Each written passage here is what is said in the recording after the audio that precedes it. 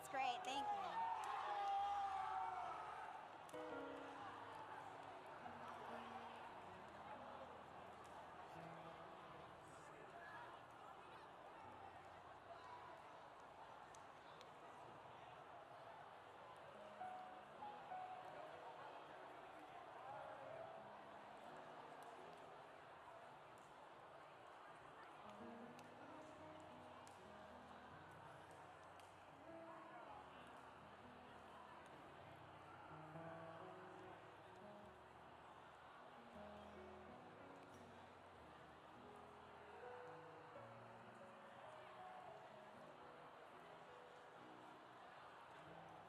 Wow, wow, what a night it has been already. That's amazing. Can we just give a hand to the worship band and to this team here?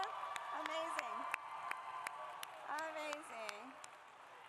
Wow, it is so good to be with you guys tonight. As we have said and many people have prayed, there has been so much planning and so many details that have gone behind knowing that each one of you are here tonight. And I just want to start off by saying a little bit more about what I started to share with Sally. But when we moved from Kyrgyzstan to Thailand, one of my main purpose of mission there was really to be a therapist.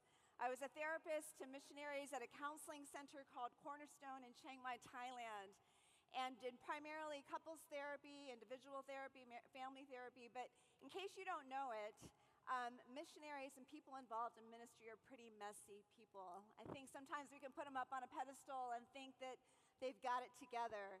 But I found out that everybody, actually, as I listened to client after client, that everybody has something going on behind closed doors. And one of the things I found as I was listening to different people share their stories and their issues, people came in for things like anxiety, depression, trauma, suicidal ideation, substance abuse, infidelity. I mean, you name it, these missionary families would come in to get help for that. And the thing that I found that no matter what the issue was, that as you peeled it back, over it, back and back, all the layers, that oftentimes what it came down to were two questions that people were ultimately asking. And the first question was, do I matter? Do I matter to the people that I care about? Do I matter to those that are important in my life? Do I matter to friends or to my workplace or whatever them, to my ministry, the people that I serve? But the first question was often, when I boiled it down to something core, it was, do I matter? The second question that I found that people were ultimately asking was, do I belong? In other words, is there a place where I can depend on other people? Are there people that I can actually trust in my life? Do I belong? Who can I trust? Who can I depend on? And usually if the answer to one or two of those questions was no or uncertain or unlikely, that often issues would arise out of that because people were working so hard to say, do I make a difference in this world? Am I significant? Can I really depend on other people? And as I listened to different clients, I would see that those are the same questions that I had in my own self. As I listened to other people share their stories with me, I was aware that for myself as well, that I also have that question. I had it when I was 15, when I was your age, right? At that time for me, it was like, do I matter? Do I matter to friends? Do I matter to my parents? I mean, one big one was, do I matter to the guy that I have such a huge crush on in the class next to me, right? The one that was sitting next to me, the guy on the basketball team that I just so wanted to date, right? Do I matter to him? I also wondered, who can I actually trust in the people that are in my life? I remember asking that at 15 and 16 and 17, and the thing is I also keep asking it when I'm 25, 45, 55 now, and I'm sure those of us in this room, if there are any, that are 85 and forward. These questions are at the core of why we try so hard to perform, to show the best of ourselves, to get ahead. And I've traveled the world. My job right now is I'm the executive minister of Serve Globally, and so I get to travel to all the different countries in the world. And I'm going to tell you that whether I've been in Africa or Asia or Europe or Middle East and North Africa, or Latin America, that no matter who I meet, from whatever socioeconomic place they are, whatever ethnicity, gender, that everybody in the world is asking the question of, do I matter? And there is a weariness, a tiredness, as we've already talked about, that comes out of that. And so in that context, we come into this week, right?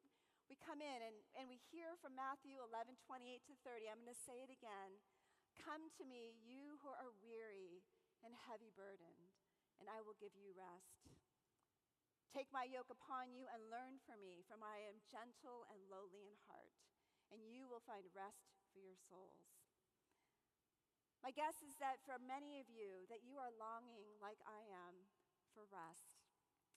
From the weariness of this world, from a world that just feels like it's falling apart around us. And there's an invitation that Jesus has for us today, right? An invitation that's here for you this week, for me this week, where he says, come to me. Come to me, you who are weary and heavy burdened. It's an invitation, and an invitation is different than a demand, because the demand says, come to me, right? Guilt, shame, pressure. That's not what Jesus is saying. The invitation is to come, and an invitation means that we have a choice this week on what we're going to do with what Jesus is asking of us in terms of coming. I think that many of us are feeling the burden because we feel like we are carrying so many things alone. And I don't know where all of you are, how you come into this space. My guess is if I sat down with each one of you, that you could tell me a story about what has happened right before you came, or what's going on in your life. I really wish, actually, that I could sit down with each one of you to hear what's actually going on inside. But in this week, Jesus says, I have an invitation for you. And so tonight, what I want to do is I want us to think about whenever there's an invitation, there's an opportunity for response. And this week is a week for you to consider, what is my response to Jesus saying, come to me, because I want to give you rest. And the three words that I want to really leave with you as we're going through tonight and as I share with you is the response being, here I am. Here I am. When you think about the words, here I am, the first one is, here I am. Like, here I am, right? You guys are here, and you're here for a purpose. It is not an accident that God has brought you to this place. I have no idea how you got here, who invited you. Maybe you're with a group, maybe you're with a parent, maybe you're here by yourself. But you are here. And so right now, when you think about the word, here I am, it's like a mirror. Like, I almost want you to imagine putting a mirror in front of you and thinking, okay, what do I see reflecting back to me? Not in how you look, but in terms of what's going on inside. Here I am. Do I know what it is? If you're anything like most people, most of us spend a lot of time avoiding what we feel, avoiding the pain, avoiding the things that are hard, the things that feel too difficult, the things that are heavy. We have a tendency to push them away. I watched Inside Out 2. I don't know how many of you guys saw Inside Out 2. Okay, yeah. I love that one where I'm going to spoil this for you if you haven't seen this, by the way, so just a heads up. But where all the emotions are put into a jar, right? And they're sent off to the place beyond. And I think when you put your emotions in a jar like that, you press them down, it's kind of like a beach ball that you push into the water, and you try your hardest to keep it down, but it keeps bouncing out into different ways. And so it comes out in things like anger and irritation, frustration, hiding, doom scrolling, right? So many other behaviors come out when we're pushing things down. And so I want you to think about, here I am. And I want you to first think about it, because I think it's important when we think about what is going on inside of me. The first place we often feel it is in our bodies. We can often not know what we feel with and say it with our words, but we first feel it with our bodies. And so I just want you to take a moment right now, and I just want you to go, okay, what is going on inside of me? Where am I feeling pressure or tightness or lightness even or heaviness? Where are you feeling it right now in your body? Just take a moment. Do a little head-to-toe scan. Often people feel it in their stomach or in their jaw or in their shoulders. But if you had to put words to that, what would it be? What is it that's going on? Here I am. And my hope is that this week, part of the invitation to come is to say, here I am. I don't know exactly what it is, but I want to know more, Lord. I want to know what's going on inside of me. When you think about here I am, the next one that I want you to think about, here I am, is here I am. You're here, not just by yourself. You're here with others. You've come with others, perhaps. You may have come alone. You're the brave one that came by yourself. But you're in this room with so many people, right? People that you know, but most people that you don't. And you have an opportunity this week to say, here I am, in terms of, I want to be known. I want to be seen. Right? That's the way that we're created, is to be known and to be seen, but also to be able to know and see others. If you were to look around this room, I can't really see because the lights are really bright, but there is a diverse group of people here, of different color, different ethnicities, of different cultures, a different socioeconomic status. There are people in this room who may even look like you, but their experiences are vastly different from you. And this week, you have an opportunity to say, here I am, to reveal a little bit more of yourself with your group, right? To say, I actually want you to know a little bit more about me, parts of me that I tend to keep inside, parts of me that I tend to hide away, but I actually want to take a step and a risk this week to be known and seen just a little bit more. Here I am with you and me. I also want you to think about how you can say, here I am, in terms of reaching out to somebody that you don't know and to ask how they're doing, what's going on in their lives, to again, know and see another, especially somebody who's different from you. In January, I don't know how many of you guys saw Elmo. Do you all know who Elmo is from Sesame Street, the red furry puppet? Okay, yeah, it's my favorite. It's like my daughter, I know. We love Elmo. So I don't know how many of you know this, but Elmo tweeted in January. He tweeted out, I think it's a he, Elmo tweeted out a question, and it said this. Elmo said, Elmo is just checking in. How's everybody doing? Oh, good, we've got it up here. How's everybody doing? There are 20,000 replies to Elmo, 20,000. And I believe it's 219 million views on Elmo's tweet, where he was asking people how they were doing. And I want to read a few of the answers. I mean, there was 20,000, so I chose a few that I want you guys to hear.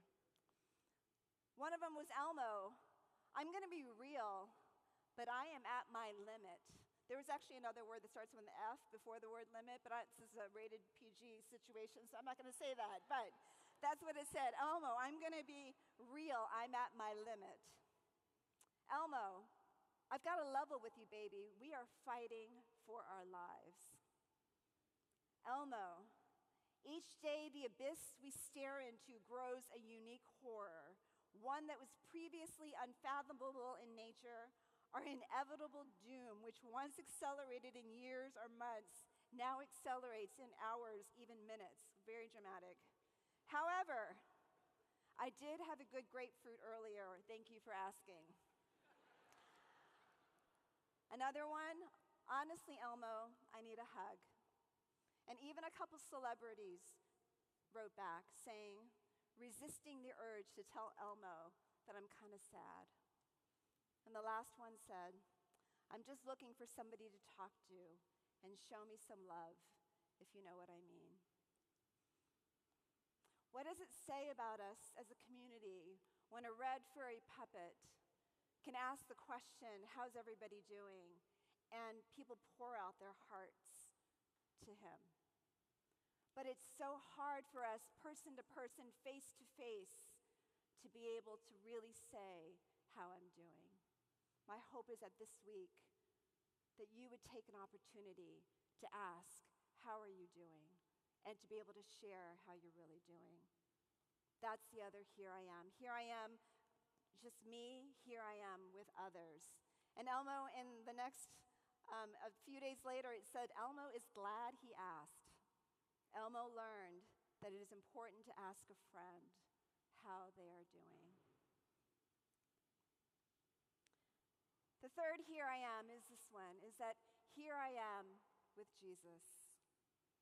Here I am with Jesus. In Matthew it says, come to me, right? Come to me. And when I say that, when I say come to me, when Jesus says that, what comes up for you? Are you running towards Jesus? Or you're like, yes, Jesus, I want to be with you.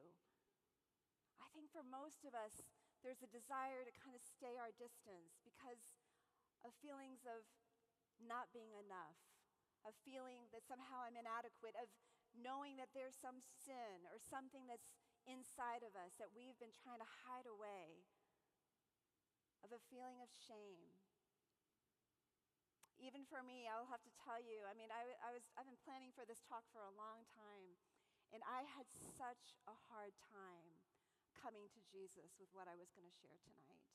Such a hard time.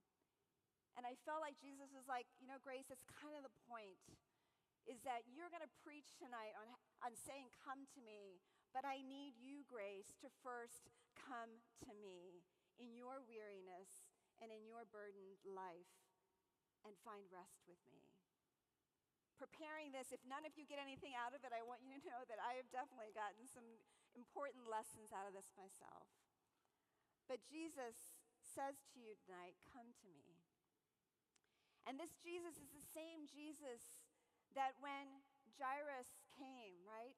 He knows where you are. Jairus was like, Jesus, I'm coming, I'm here, but help me in my unbelief, right?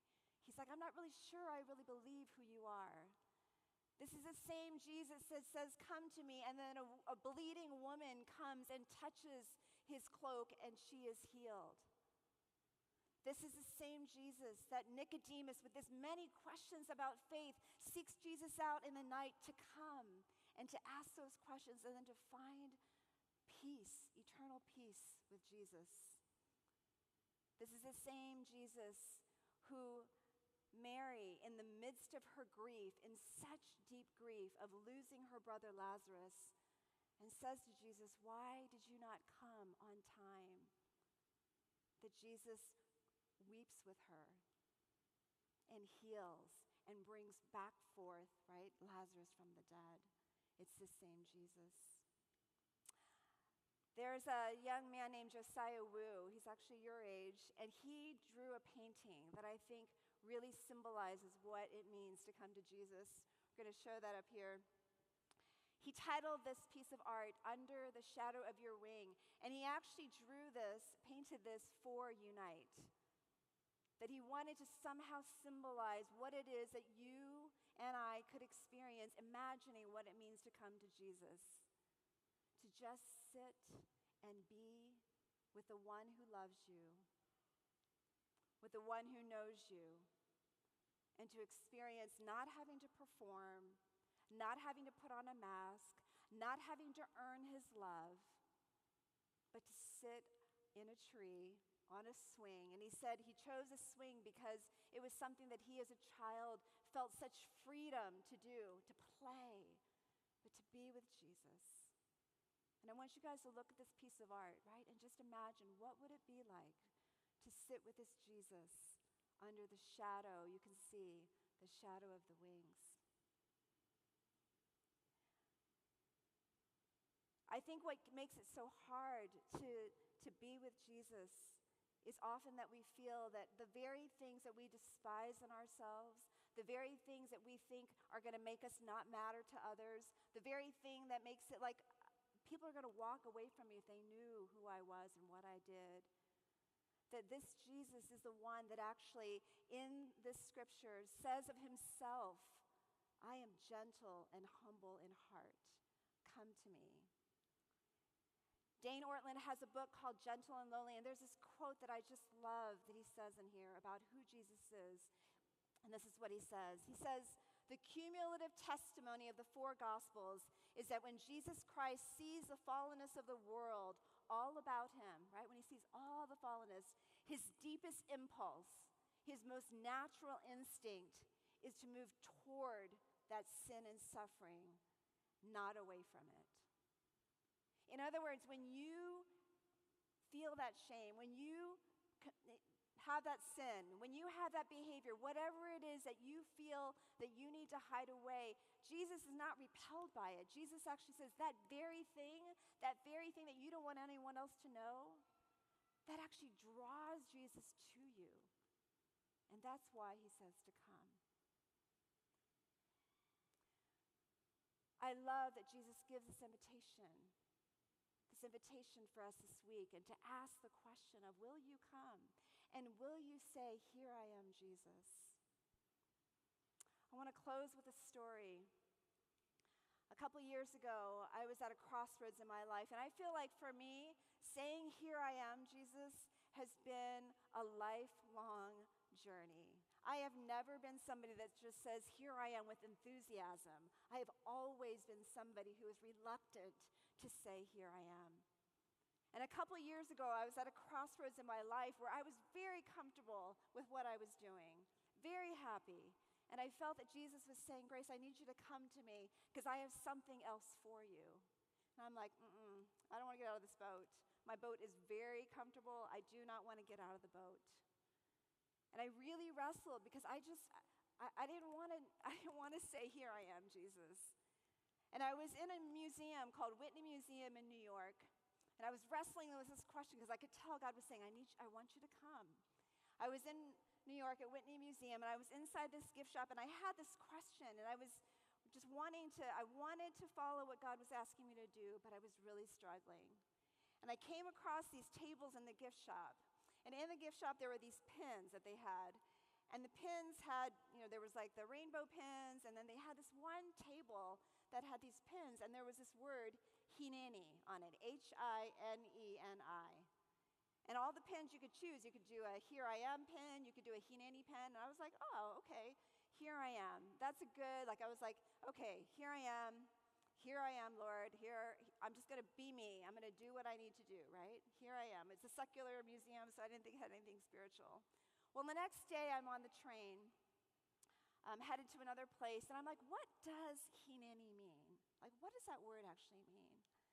And I looked it up on Google, and the very first article that came up said, because I was pretty sure it was a Swedish word. Somehow the way that it looked like it was a Swedish word. But it said, hineni is an ancient Hebrew word that means, here I am. From hine, which means here, and ane, which means I am.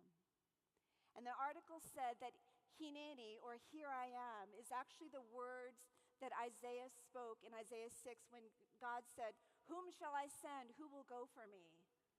And Isaiah said, here am I, send me. It's the same words that when Moses was at the burning bush, and he said, Moses, Moses, and Moses said, here am I.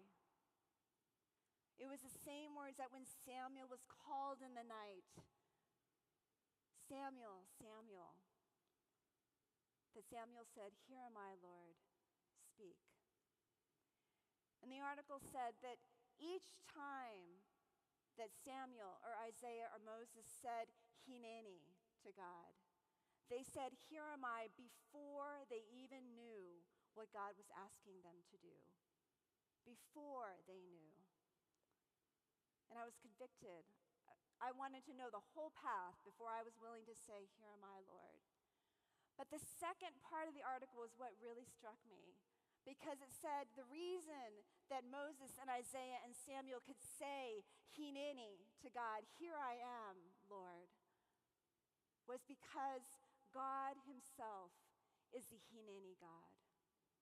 That God is a God who says, here I am for you, wholly available for you. That no matter what it is that I call you to, no matter what it is that I'm asking you to do, I want you to know that I came first to you. I came first to you through my Son, Jesus Christ, who carried the burden of your sin and the burdens of this world on his shoulders. That Jesus was the one who came first and said, I love you, and there's nothing you can do to make you love you more, and there's nothing you can do to make me love you less. This is the Jesus that is the Hineni God that says, I'm wholly available to you. I'm available to you for whatever it is that's going on inside of you, the here I am. I'm available to you when you try to take risks with one another, to know one another, to see one another. I'm available to you when I say, come, sit with me for a while. Come near. Don't be afraid. Don't perform. Don't try to earn my love. That God says, I am wholly available to you. This is the God that calls you tonight. This is the God that is speaking to you this week. And so as we close, I'm going to give you guys an opportunity actually to respond. Respond not just with your words, but with your bodies, because I'm going to give you an opportunity to stand. So I just want to prepare you. But here's what I want to offer, is that some of you in this room are saying, I actually don't know what's going on in here. I don't know where I am. I'm struggling, and it has been really heavy. But I want to know. I want to be able to name the things that are hard. I want to be able to name and say them out loud. If that's what you're asking God this week, if that's your prayer, then I'm going to ask you to stand later. Here I am, Lord. Here I am. The mirror's in front of me, and I want you to tell me, help me understand what's going on. For some of you, the here I am is, I want to take a risk this week. I want to take a risk and allow myself to be known just a little bit more, to be seen just a little bit more. I'm saying here I am as a response, because I also, for those of you who are in a place where you can say, and I'm going to actually reach out, and I'm going to ask somebody how they're doing. Lord, would you help me to do that this week? To say, here I am with you, with each other, with me, right? In this community this week. For others of you, God's saying, here I am. And you're saying, Jesus, I want to know what it means to be with you. I want to know what it means to come close to you, to sit with you, to be with you.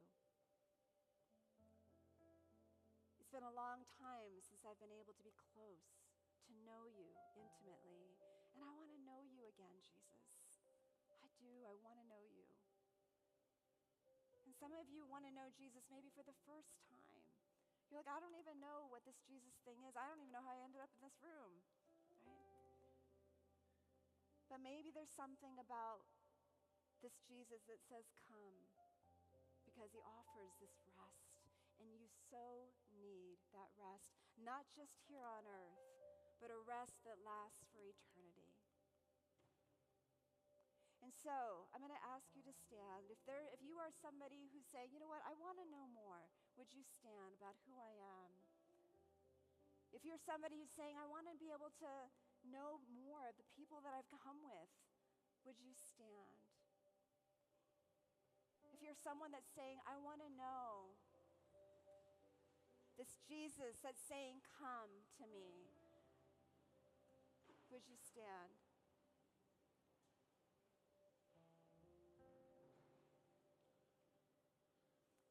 No pressure, honestly. I know it's kind of hard when everybody stands, but what you're saying right now is you stand, and I'm so glad that you're willing to do it with your bodies and not just with your words. But my prayer this week is that whatever God speaks, however God moves in your life, however God's saying to you this invitation to come, that your prayer, the reason you're standing tonight, is because you're saying, God, I want to come. I really do. I want to say, here I am, Lord, with you, with others, with myself. I want to say that, Lord, and it's hard, but I want to be open to that this week. To know not only that you are the God who says, come, but you are the Hineni God, the same God that is the God of I am, the God of Abraham, the God of Jacob, the God of Esther, the God of Rebekah, the God of Rahab, the God of Mary, and the God of Jesus. It's the same God that works powerfully this week. And would you just say, Lord, here I am. And I want to show you, because we made tattoos for you guys tonight, for those of you who are standing, that as you walk out the door tonight, that this would be just a symbol for you. A symbol that every time you look at it, every time you're in a small group, every time you're listening in a workshop, or you're just having a grand old time playing, that you would remember these words and speak them to Jesus when he says, come. That you would say, Lord, here I am. Here I am, Lord. Let's pray. God, you are the God who from the very beginning of time until eternity, that you come after us. You come after us through your love that has been pursuing us day in and day out. Lord, there are people in this room who are so tired. There are people in this room who have too much to carry, Lord, and you know. God, there are people in this room who need to cry out to you, to know that they're not alone, to know that they can depend on you, and to know that they matter to you.